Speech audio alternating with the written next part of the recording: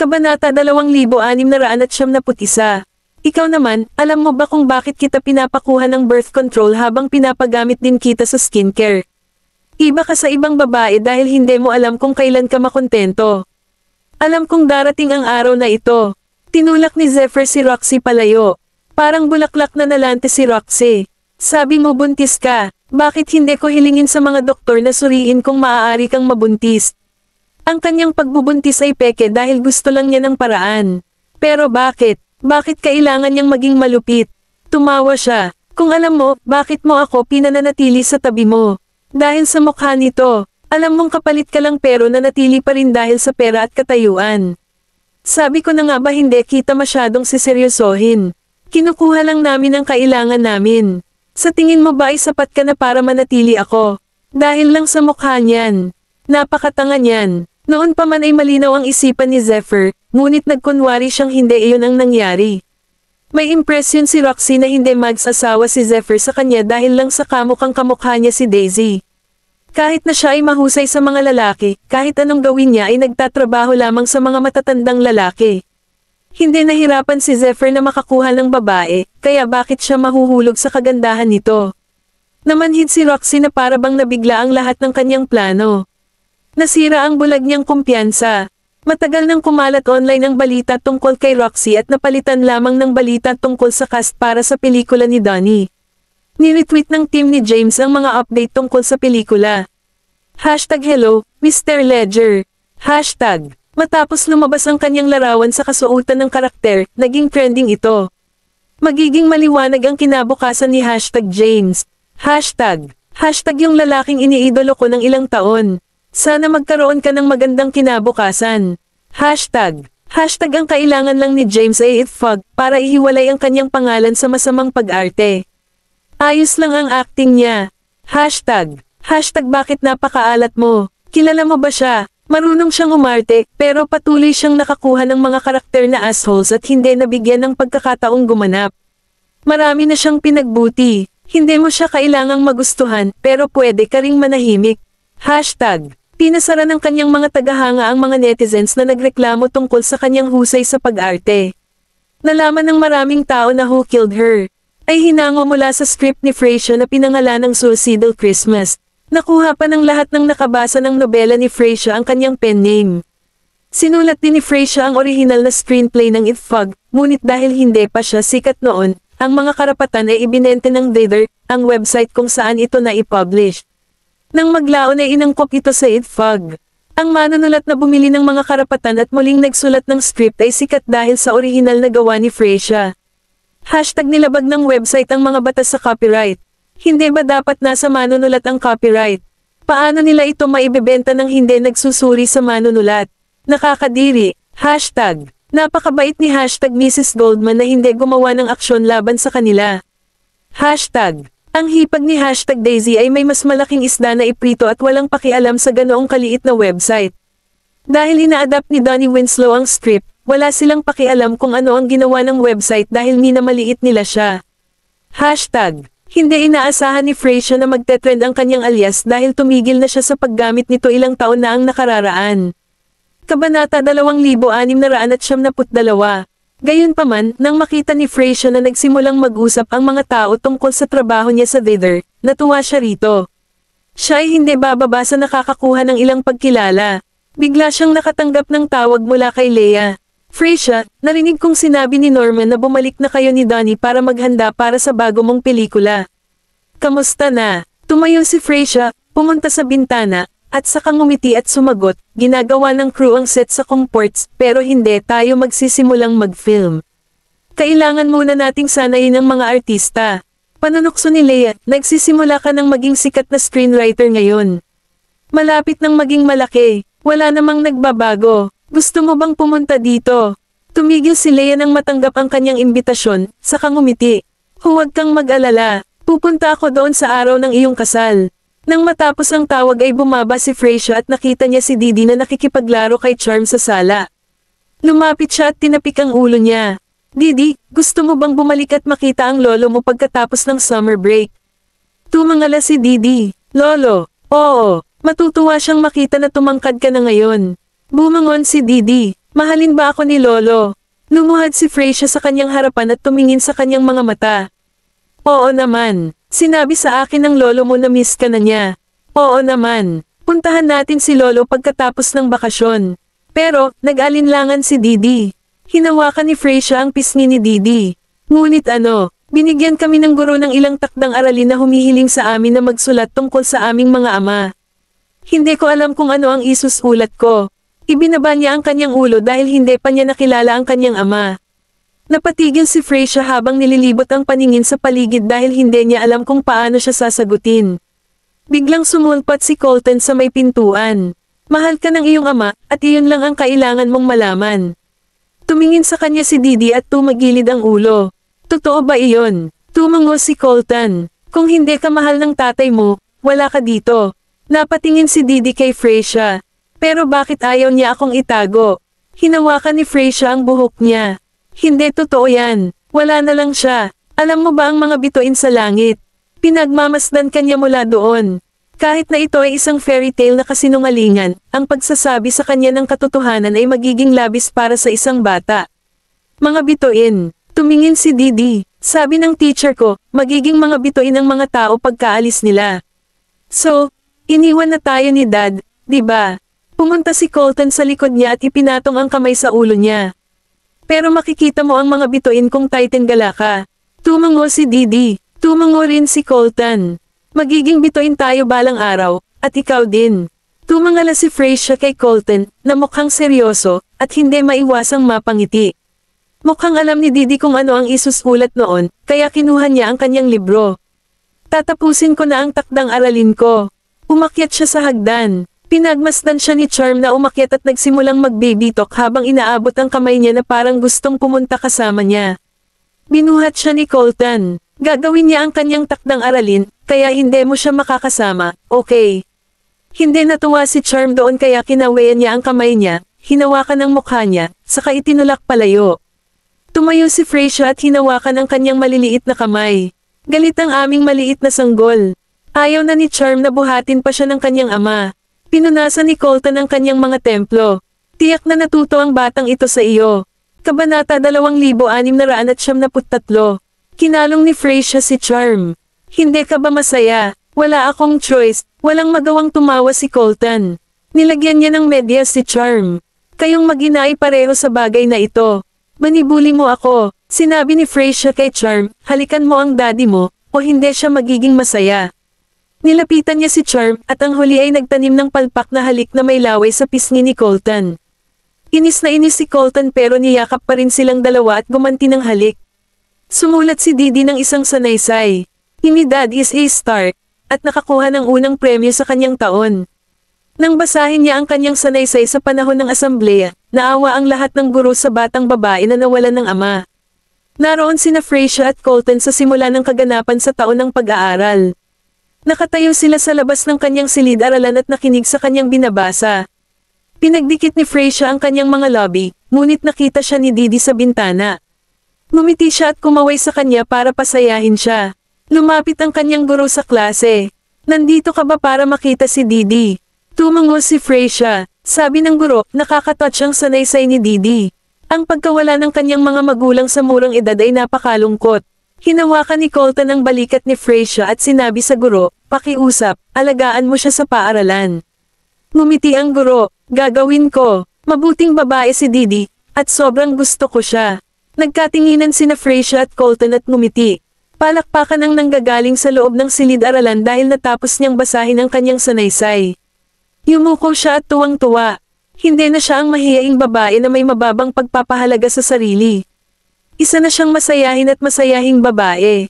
Umalis sa paaralan sina Freya at Colton. Hinawakan ni Colton ang kamay niya. Nawala na si Didi sa kanyang shell, kaya bawasan mo na ang pag-aalala ngayon. Ngumiti si Freya at sinabing, "Oo, ngunit dapat naming bigyan ka ng kredito para dyan. Dapat nating pasalamatan sina Beatrice at Cameron. Sila ang nagpabago sa kanya." Sa pagbanggit kay Cameron, nagtanong si Freya, "Nga pala, saan nagpunta sina Cameron at Wayne pagkatapos ng kanilang kasal?" "Hindi ko na sila nakita simula noon." Napangiti siya, "Honeymooning sa East Islands." Umupo si Cameron sa folding chair, may pakwan habang pinapanood ang mga taong nagsasanay sa martial arts center. Napabuntong hininga si Mahina na umupo sa tabi niya. Balik tayo sa loob, buntis ka, dapat magpahinga ka pa. Umupo ng tuwid si Cameron at tumingin sa kanya. Hindi naman tayo laging nagpapahinga. Pinapanood ko lang silang mag-training. Sa bagay, hindi ako ang nagsasanay. Hindi siya pinayagang gumawa ng kahit ano sa halos 1 taon. Baka mabaliw lang siya. Pumirma ulit si Mahina. Hindi ka lang maupo, di ba? Napangiti siya. Hindi ko kaya. Lumapit si Waylan. Tinapik ni Mahina ang balikat niya. Wayne, lumingon sa kanya si Cameron. Bago pa siya makapagsalita, binuhat siya ni Waylan, at lahat ng nagsasanay ay tumingin. Iniyakap ni Cameron ang kanyang mga braso sa kanyang leeg. Anong ginagawa mo, Wayne? Nasa bahay ako. Kailangan mong bigyan ako ng kaunting dignidad. Nagsasanay sila gamit ang mga armas. Baka masaktan ka. Binuhat siya nito habang sinusundan sila ni Mahina. Inilayo ni Cameron ang kanyang mukha. Hindi nila ako sasaktan. Masyado lang kayong nag-aalala. Tumango si Waylan. Kailangan nating mag-alala dahil ikaw ay ikaw. Kabanata 2674. Sinubukan ni Cameron na kausapin ngunit walang sagot. Tama siya. Hindi ka lang maupo. Nakakatakot kung may nabangga ka. Walang masabi si Cameron. Tinatrito ba nila siya na parang bata? Binuhat siya ni Waylan pabalik sa garden, kung saan naglalaro ng chess sina Sonny at Damian sa pavilion. Tumangala si Damian at tinukso, saan ka ba nagpunta para iuwi ng ganito? Ngumisi si Sonny. Buntis ka pero umasta ka pa rin na parang bata ka. Paanong hindi tayo mag-aalala? Huminga ng malalim si Cameron at tumingin kay Waylan. Ibaba mo ako. Pagkatapos niyang gawin iyon, pumasok siya sa pavilion. Oh, chess, tatay, hindi ka ba nahihiya sa kakayahan mo? Ngumuso si Damian. Tumangala si Sonny. Naiinis ka na lecture kita, kaya hinahamon mo ako ngayon. Tingnan mo ang board. Ilan sa iyong mga piraso ang nakuha na? Bakit hindi kita matawagan dahil sa kaayla hilakbot dito? Nabulunan si Sonny. Ikaw, tumawa si Damian. Cam, hindi na kailangang ituro ang halata. Pumasok si Waylan sa pavilion, tumingin sa board, at nakakita ng magandang galaw. Ama, lumipat ka rito at kunin ang kanyang hari. Nagniningning sa tuwa ang mga mata ni Sonny. Oh, ang magaling kong manugang. Napawi ang ngiti ni Damian. Sinaman ng tingin ni Cameron si Waylan. Magkakaroon ako ng laban sa iyo. Sinimulan ni na Cameron at Waylan ang kanilang sariling laro habang sina Sonny at Damian ay umalis sa kanilang mga upuan at naging mga manunood. Si Mahina at ang ilan sa mga katulong ay nagsisiksikan din. Hinawakan ni Cameron ang kanyang noo at tumingin sa mga kaaway na nag-ipit sa kanyang mga piraso pabalik. Napasok siya sa malalim na pag-iisip. Lumapit si Damian kay Sonny. Mukhang bumuti ang anak mo. Nag-cross arms si Sonny.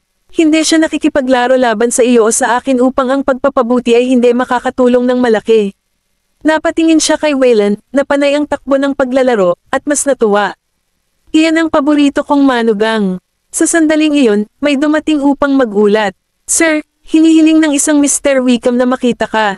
Agad na sumagot si Sonny, Wickham. Nick is here. Kumuha ka ng magdadala sa kanya ng mabilis. Maya-maya pa ay pumasok na si Nick kasama si Dylan na may dalang gift box. Lumapit si Sonny, at tumango si Nick. Sir, sa wakas ay binisita mo rin ako. Hindi na kailangang magdala ng regalo. Inabot ni Dylan ang box sa butler. Napangiti si Nick, hindi kita masyadong nakakausap noong nakaraan, kaya pumunta ako ngayon. Tumango si Sonny at ipinatong ang kamay sa balikat niya. Natutuwa akong dumating ka. Pumasok na tayo sa bahay. Habang naglalakad sila sa pavilion, nakita ni Nick ang mga tao doon. Anong ginagawa nila doon? Nako, feeling blue si Cam, kaya nakikipaglaro siya ng chess kay Willie. Narinig iyon ni Nick at naglakad. Tumangala si Cameron. Oh, nandito na si Mr. Wickham. Tumingin si Nick sa board at kumunat ang noo. Kamusta ang laro mo? Bumaba ang mukha ni Cameron, ngunit ngumiti si Waylan. Nag-improve siya. Napatingin sa kanya si Nick. Ang galing mo talaga dito. Pwede ba tayong maglaro? Bumangon si Cameron dahil natalo na siya ng ilang round at nahihiya na siya. Naghahanap siya ng dahilan para lumayo nang magpakita si Nick. Lumayo siya. Eto, upo ka. Nakapikit si Waylan habang si Nick naman ay nakaupo sa tapat niya. Nagsimula ang isang bagong laban. Exciting ang laban nila, kaya lumapit si Sonny. Hinawakan ni Damian ang kanyang baba. Pareho silang wala sa ibaba ko. Kabanata 2675. Napangiti ang mayordoma at sinabing, wala nang maraming kabataan ang marunong mag-chess ngayon. Magaling silang dalawa. Tumango si Sonny. Napakahusay talaga ni Nick. Tinanggap siya ni Sonny bilang isang alagad dahil nakita niya ang potensyal sa kanya. Ang kanyang mga kasanayan sa martial arts ay hindi masyadong malayo sa Cameron's alinman. Kung hindi nagpakita si Wayland, gusto niyang maging manugang si Nick. Proud na proud si Sonny dahil parehong konektado sa kanya ang kanyang manugang at alagad. Naging stalemate pala ang laban nila. Naglakad palapit si Damian. Nako, pareho silang nasa magandang katayuan, at walang paraan upang matukoy kung sino ang mananalo. Tumingin si Nick kay Wayland. Pambihira iyon. Wala akong ideya kung ano ang susunod na hakbang. Napangiti si Wayland. Masyado kang mahinhin. Walang masyadong tao na makakastamp sa akin. Nag-cross arms si Cameron. Kailangan niyang aminin na ang kanyang laro ay kakilakilabot. Lumapit si Mahina at Bamulong, hindi ko maintindihan ang nangyayari. Sino nanalo? Bulong ni Cameron, hindi ko alam ang chess. Wala rin akong ideya. Napatingin si Wayland sa kanya. Cam, pwede ka bang sumama? Tinuro niya ang sarili niya. Ako, tinulak siya ni Mahina. Bumangon si Wayland. Ipagpatuloy mo ang paglalaro nito. Ano? Pinaupo siya ni Wayland at tumabi sa kanya. Magtiwala ka sa akin. Tumingin si Cameron sa board. Nang hindi niya alam kung ano ang gagawin, sinabi ni Wayland, itaas ang bishop sa 3 lugar at harangan ang bato. Inilipat niya ang bishop. Napangiti si Nick, iyan ay kawili-wili. Nagseryoso din siya. Naipit si Cameron sa pagitan ng dalawang lalaki at nagsimulang manginig, ngunit sinabi ni Wayland, ibalik ang bishop sa isang parisukat at harangan ang kabilang burol. Nakinig si Cameron sa plano ni Wayland at sa wakas ay nanalo pagkatapos ng kalahating oras. Tumingin si Sonny kay Damian at bamantong hininga. May natutunan tayo ngayon. Tumangala si Cameron kay Wayland. Nanalo tayo. Napangiti siya. Isang malapit. Dahan-daang bumangon si Nick.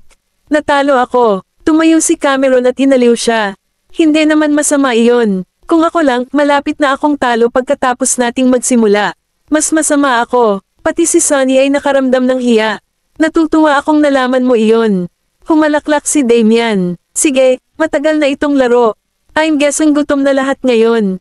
Paano kung papakainin ko ang lahat ng hapunan sa Yuzu Villa? Nag-thumbs up si Cameron. Tito Damian, gusto ko ang iyong kabutihang loob.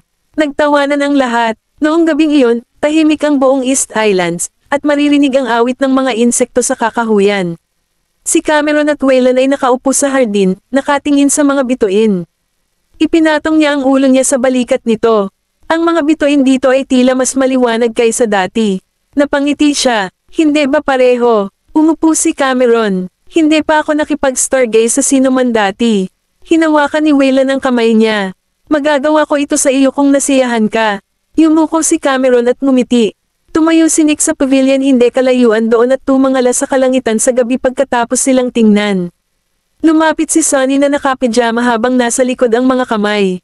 Hindi makatulog. Lumingon siya at ngumiti. Namimiss ko lang ang oras na natuto ako sa iyo dito. Ngumiti din si Sonny at umupo sa mesa. Mga 13 or 14 ka noon. Naaalala ko pa rin ito ng malinaw. Umupo si Nick at nagsali ng tsaa. Naalala ko noong pinadala ako dito. Nilabanan kita dahil hindi kita kilala. Cameron, binugbog ako dahil doon. Kabanata 2676. Pinulot ang kanyang tasa, tumawa si Sonny. Pinalaki ko si Cam bilang isang anak ng higit sa 20 taon. Mainit ang ulo niya bago ko siya ipadala sa paaralang militar. Walang sinabi si Nick. Maya-maya, tumingin sa kanya si Sonny at nagpatuloy. Nick, bagamat alagad kita, matagal na kitang itinuring na anak. Maagang namatay ang aking asawa, at ngayon ay kasal na si Cam. Sa tingin ko, nabuhay na ako ng lubos. Ngayon, maghihintay na lang ako hanggang sa dumating ang kamatayan at angkinan ako. Kumurap-kurap ang mga mag-aaral ni Nick, at sinabi niya, mabuti ang iyong kalusugan at malayo pa sa katapusan ng iyong buhay. Humalaklak si Sonny. Mayroon pa akong mga 20 hanggang 30 taon na natitira, ngunit darating din ito maaga o huli. Humigop ng tsaa si Nick. Kailan ka magkakaroon ng asawa, kung gayon? Natigilan sandali si Nick nang marinig ang tanong. Gayunpaman, hindi nagtagal ay nakabawi siya at sumagot, hindi pa ito ang tamang oras. I'll just go with the flow and wait for the right person na lalabas. Uminom si Sunny ng tsaa at sinabing, tama ka. Hindi mo alam kung kailan lilito ang tamang tao, ngunit sa huli ay lilito pa rin sila.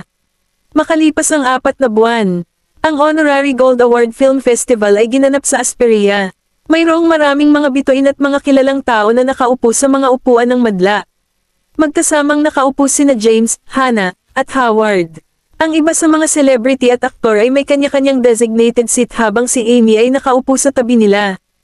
Ang host ay tumayo sa entablado at binasa ng malakas, ang mga sumusunod na gawa ng kinatawan ay na-shortlist para sa Honorary Gold Award Film Festival, The Twins, Back to 1980, You're My Spring, Battle at the Murray Sea.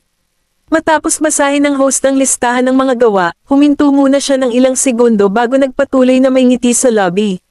At The Fog, ang major hit ngayong taon. Una sa lahat, congratulations sa lahat ng nanalo. Isang palakpakan ang umalangaw mula sa mga audience seat.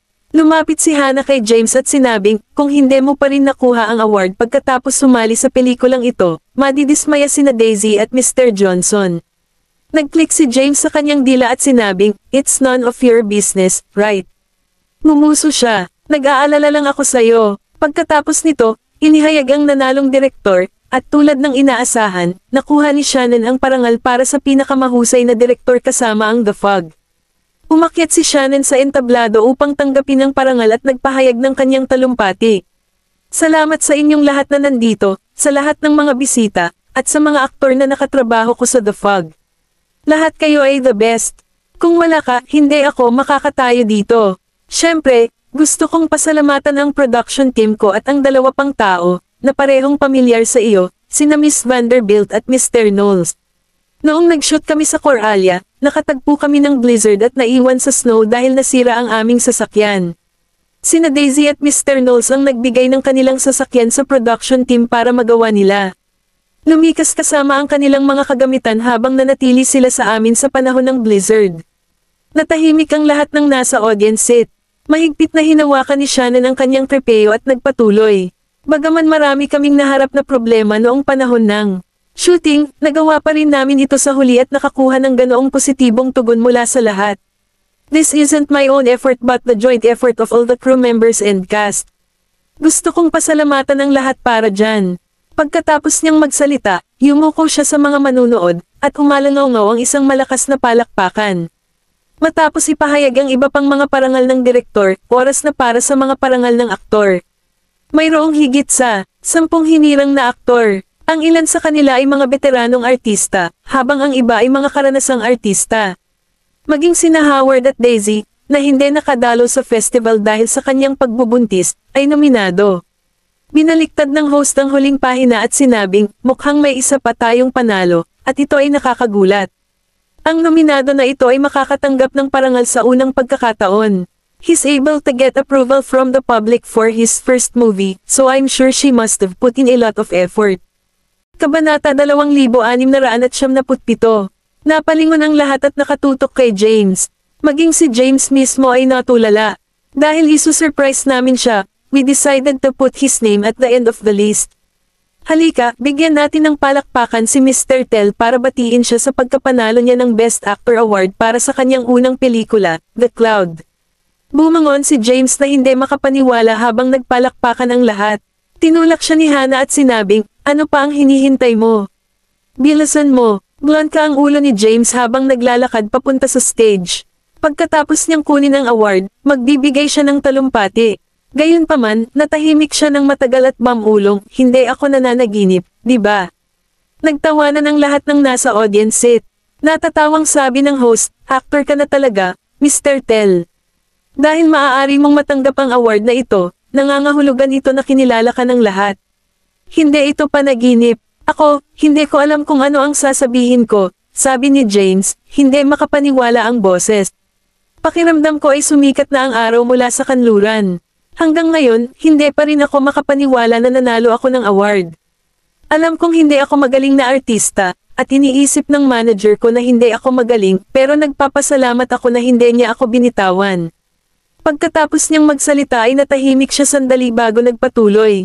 Kung gusto kong magpasalamat sa isang tao, ang unang tao na gusto kong pasalamatan ay ang aking manager. Bagamat hindi siya ang pinakamabait na tao sa mundong ito upang harapin, siya ay isang napakabuting tao. Siyempre, kailangan ko ring magpasalamat kay Daisy. Kung wala siya, hindi ako tatayo dito para tanggapin ang reward na ito. Pagbalik ko, ituturing ko siyang parang Diyos at sasambahin ko siya araw-araw, nagbibiro lang ako. Please wag mong seryosohin. Nakaupo sa likuran, umiling-iling si Charlie nang makaramdam siya ng hiya dahil sa walang kwentang pananalita ni James. Hindi natapos ang mga bagay matapos magbigay si James ng kanyang hindi pangkaraniwang pananalita. Napunta siya sa nangungunang paghahanap sa Google Trends, at kahit ang sarili niyang mga tagahanga ay nagsimulang asarin siya. Sabi nila, para siyang naglalakad sa guillotine para tanggapin ang kanyang kamatayan sa halip na sa entablado para tanggapin ang kanyang award. Nung nag-speech siya, parang hawak-hawak siya ng host sa knife point kaya pa-impulse siyang pumutok ng kung ano dahil sa kaba. Hindi nagtagal, nag-publish si Daisy ng post sa kanyang Facebook account at natag siya.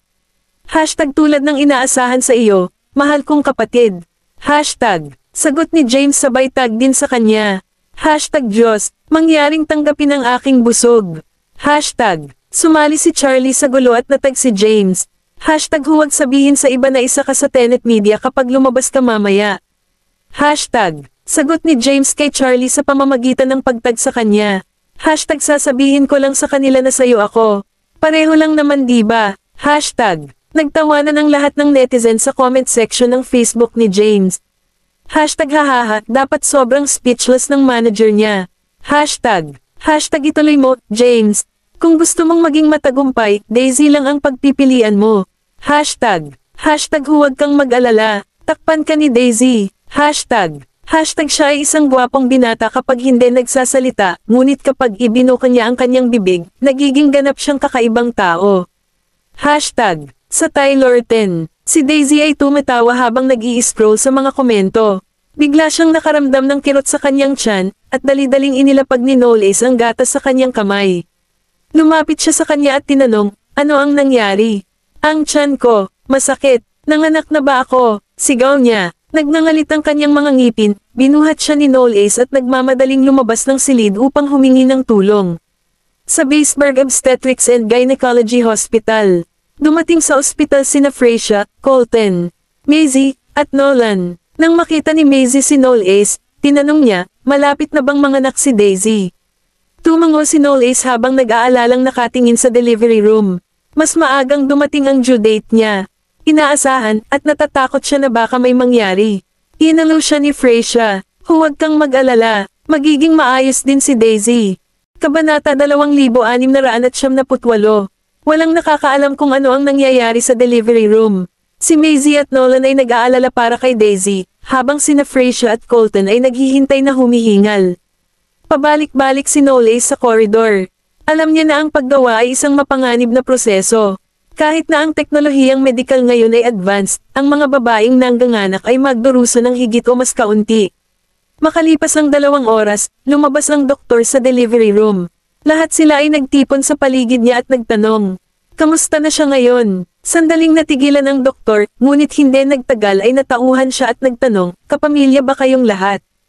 Oo. Nagmamadaling pinindot ni Knowles, kamusta ang asawa ko? Masyadong malaki ang sanggol para sa vaginal delivery, kaya wala kaming ibang pagpipilian kundi ang magsagawa ng cesarean section. Kailangan namin ng isa sa inyo na pumirma sa form ng pahintulot. Biglang hinawakan ni Knowles ang kwelyo ng doktor. Umuumbok ang mga ugat sa kanyang noo habang sinasabing, gusto kong pumasok sa loob. Gusto kong manatili sa tabi niya.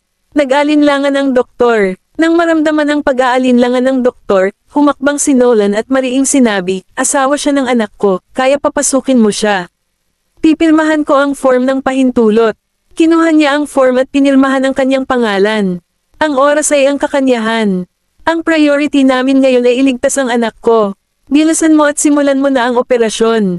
Sinundan ni Knowles ang doktor at nagpalit ng protective suit. Pagkatapos nun, pumasok na siya sa delivery room.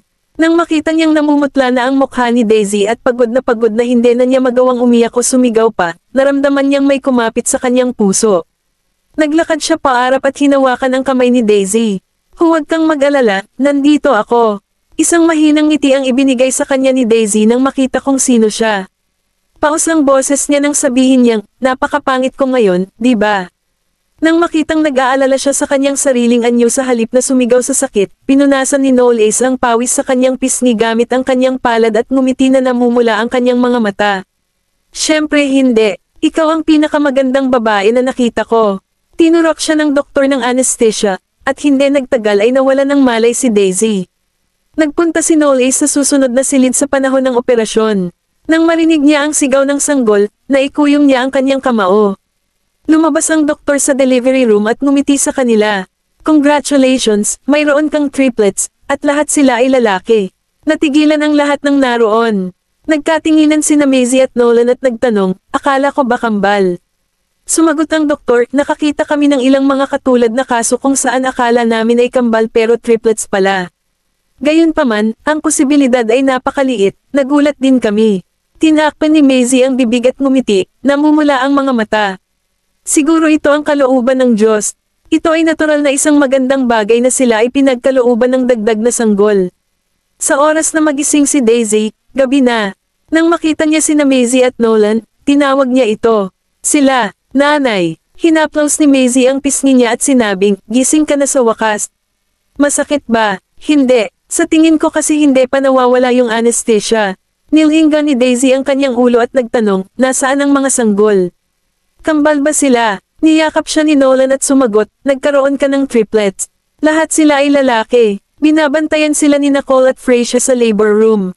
Triplets. Lahat sila ay lalaki. Natigilan si Daisy. Tumawa si Maisie. Oo. Ano ang problema? May inaabangan ka bang baby girl? Napaluha at tumawa si Daisy. Sobrang sakit ang pinagdaanan ko. At sa huli, triplets. Tsaka baby boy silang lahat. Nangangahulugan ba ito na inihanda niya ang lahat ng mga damit at manika para sa kanyang sanggol ng walang bayad? Lumabas si Noel Ace sa labas ng ward. Tinapik ni Maisie si Nolan, at nauna silang lumabas ng ward. Tumingin si Daisy kay Noel Ace at ngumisi. Nadismaya ka ba na wala kang anak na babae? Lumapit si Noel Ace sa kanya at umupo sa upuan. Hinawakan niya ang kamay niya at sinabi sa paus na boses, hindi. Hindi ako nabigo. Daisy, hi. Akala ko mawawala ka sa akin. Natigilan siya saglit. Nang makita niya ang namumula nitong mga mata, napangiti siya. Anong pinagsasabi mo? Hindi kita iiwan o ang mga baby natin. Kabanata 2679. Nilagay ni Noel Ace ang kamay sa labi niya at tumawa. Oo, napakalaking pagsisikap ang kinailangan mo upang maipanganak sila. Kung maglalakas loob silang hindi kaigalang sa hinaharap, bubugbugin ko sila. Tumawa si Daisy. Magiging kasing gwapo at matalino sila gaya mo. Hindi ko yata kayang talunin sila. Makalipas ang isang linggo, kumalat sa Baseburg ang balita tungkol sa panganganak ni Daisy ng mga triplets. Excited lahat ng fans niya at nagpadala ng blessing sa kanya. Maging sina Cameron at Waylon ay sumugod din pabalik sa Baseburg upang makita si Daisy. Sa loob ng ward, tiningnan ni Cameron ang tatlong nakabalot na sanggol sa kuna. Hindi niya napigilan ang sarili at sinundot ang mukha nila. Hindi ako makapaniwala na nanganak ka talaga ng triplets, Daisy. Napakagaling mo. Isang mapait na ngiti ang pinakawalan ni Daisy at sinabing, mas maganda kung isa sa kanila ay isang baby girl tulad ng kaso ng nanay ko. Bumili ako ng napakaraming damit at manika, ngunit lahat ng ito ay nasasayang ngayon. Bagamat paulit-ulit niyang sinasabi na gusto niya ang isang sanggol na babae, mahal na mahal niya pa rin ang kanyang tatlong anak sa tuwing titingnan niya ang mga ito. Iniunat ni Waylon ang kanyang braso at hinalikan siya tulad ng dati niyang ginagawa. Sige, hindi mahalaga kung ito ay isang batang lalaki o babae. Ang pinakamahalaga ay ligtas kayong lahat. Ngumiti siya kay Waylon at sinabing, salamat, Waylon. Bumili sina Noel Ace at Colton ng iba't ibang nutritional na produkto at prutas, na pumupuno sa ward hanggang sa mapuno. Nang makita ni Colton sina Waylon at Cameron, natigilan siya. Wayne, kailan kayo nakabalik? Tiningnan siya ni Waylon at sumagot, natural, ang kapatid ko ay nanganak ng triplets. Kinailangan naming bumalik ni Cam. Diyosa Daisy, naparito ako upang makita ka. Pumasok si James sa ward na puno ng mga regalo ang kanyang mga kamay. Nang makita niyang napakaraming tao sa ward, natigilan siya. Lumingon ang lahat at tumingin sa kanya. Ngayon lang naalala ni Daisy ang mga sinabi sa kanila ni James sa dinner nila ni Shannon at ng crew ng The Fog. Malungkot siyang tumingin sa kanya at sinabing, sayang naman na hindi ka naging psychic. Napaka-talented mo dito. Hindi alam ni James kung bakit nakatingin sa kanya sina Noel Ace at Daisy na parang papatayin siya. Napalunok siya at sinabing, anong ginawa ko? Sinabi ko lang nasasambahin kita na parang Diyos. Bakit mo ako hinihiling na maging psychic? Kumurap si Cameron at tumayo sa gilid kasama sina Waylon at Colton. Ngumuso si Daisy at tumalikod. Sinabi mo na ang aking asawa ay hindi magkakaroon ng anak na babae, at tingnan mo, lahat ng aking mga sanggol ay lalaki. Ngayon lang naalala ni James na may sinabi pala siya noon. Parehong baby boy. Tanong niya, 3. Itinaas ni Knowles ang kanyang mga talukap at binaril siya ng mga punyal. Lahat ito salamat sa iyo. T3. Nilinga ni James ang kanyang ulo para tingnan ang 3 nakalamyang sanggol sa kuna. Dali-dali niyang inilagay ang mga regalo sa sahig at lumapit para tingnan ang mga ito. Hay nako, totoo naman. Napakaswerte niyong dalawa. Alam mo ba kung gaano karaming tao ang gustong magkaroon ng 3 anak na lalaki? Dapat kang magpasalamat tungkol dito. Huminga ng malalim si Knowles at tumalikod. Kumaibat ang gilid ng lobby ni Daisy, at sinabi niya, may utang ka sa akin, James. Siguraduhin mong may anak ka sa hinaharap at ipakasal siya sa anak ko. Kung hindi, tatalunan kita. Natigilan si James, pero wala pa akong girlfriend. Ipinatong ni Waylon at Colton ang kanilang mga kamay sa kanyang balikat at tumunog. Maaari kaming magpakilala sa iyo kung gusto mo. Nanliit si James, hindi. Salamat, tulungan mo ako, sigaw niya sa loob. Pagkalipas ng 2 araw, nang makatanggap si Diana ng balita mula kay Slocavia na ang kanyang manugang na babae ay nagsilang ng triplets, umaasa siyang maaari niyang itabi ang lahat at bisitahin si Daisy. Arg, gustong-gusto kong makita si Daisy. Kung maaari, sana ay bumaba na ako at umalis. Bakit walang anak ang tatay ko? Nakakadismaya ito. Nalungkot si Diana. Gusto lang niyang makita si Daisy at ang kanyang mga apo sa ngayon. Kabanata 2700. Kung hindi si Diana ang reyna, pupunta sana siya ngayon para makita ang kanyang manugang. Si Rick, nakaupo sa tabi niya, ay nagpakawala ng walang magawang ngiti at isinara ang libro. Kung talagang gusto mo silang makita, maaari kang makipag-video call kay Knowles. Tumango si Diana at sinabing, kung gayon ano pa ang hinihintay mo. Samantala, sa Tylor 10, nag-aaral si Knowles kung paano magpalit ng lampi ng sanggol kasama ang yaya nang bigla itong makatanggap ng tawag sa telepono mula sa kanyang ina. Tumabi siya at sinagot ang tawag. Nanay, gusto kong makita ang aking manugang at ang aking mga apo ngayon. Sumigaw si Diana sa itaas ng kanyang mga baga, dahilan upang ilayo ni Knowles ang telepono sa kanyang tainga upang iligtas ang kanyang sarili sa sigaw. Kumunat ang noo niya at walang magawang sumagot, sige. Nasa kabilang kwarto si Daisy at narinig niya ang boses ni Diana. Lumabas siya at nagtanong, is that mom? Nang makita ni Diana si Daisy sa pamamagitan ng video call, balisang bumangon siya at sinabing, Daisy, paano ka makakaalis sa kama? Kaka-opera mo lang. Kailangan mo pang magpahinga. Tingnan mo kung gaano ka payat. Sobrang nag-aalala ako sa'yo. Kumaibat ang sulok ng lobby ni Daisy. Bagamat pamayat siya pagkatapos ng panganganak, mas mabigat siya ng 8 libra kaysa sa nakaraan. Tila, sa lahat ng mga mata ng mga ina, ang kanilang mga anak na babae ay payat. Ayos lang po ako, Nay. Hindi na gaanong masakit ang paghiwa, kaya makakabangon na ako ngayon.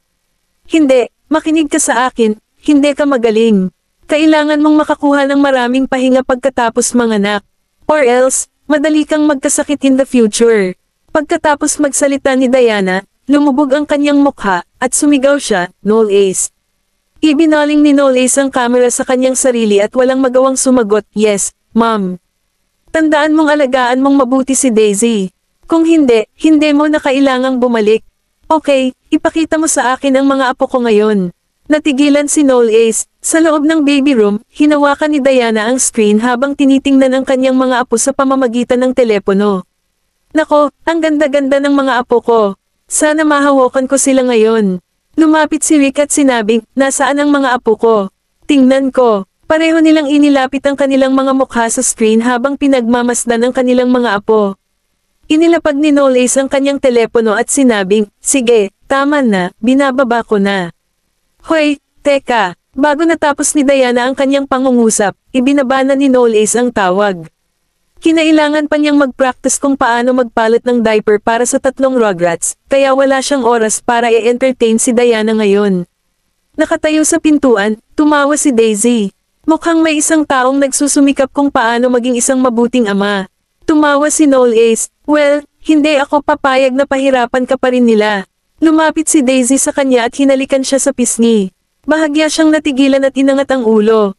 Ngumiti siya at sinabing, salamat sa iyong pagsusumikap, mahal. Ito ba ang aking gantimpala? Oo naman. Isang halikang ginawa ni Noel Ace sa kanyang lobby. Pagkaraan ng ilang sandali, iniwan niya ang kanyang mga lobby at sinabing, gusto ko ng reward na ganito. Nang marinig nila ang doorbell, lumabas ng kwarto si Daisy at tumingin sa ibaba. Nandito na pala kayo. Si Waylon at Colton ay naglalakad sa harap, habang sina Cameron at Freysia ay naglalakad sa likuran. Lahat sila ay may hawak na maraming bagay sa kanilang mga kamay. Kinuha ng mga kasambahay sa sala ang lahat ng gamit. Ang lahat ng mga ito ay mga produkto ng sanggol, tulad ng milk powder, diaper, at iba pa. Bumaba si Daisy at sinabing, napakaraming bagay na naman ang binili ninyo. Wala na akong lugar para itago sila. Humalaklak si Cameron. Sabi ni Freysia, magastos ang pagpapalaki ng sanggol, lalo pa kayong tatlo. Ang lahat ng ito ay pinili ni Freysia para sa iyo. Kung tutuusin, si Freysia ang unang naging ina sa kanila. Lumapit si Daisy kay Freysia at hinawakan ang kamay nito. Maraming salamat, Freysia.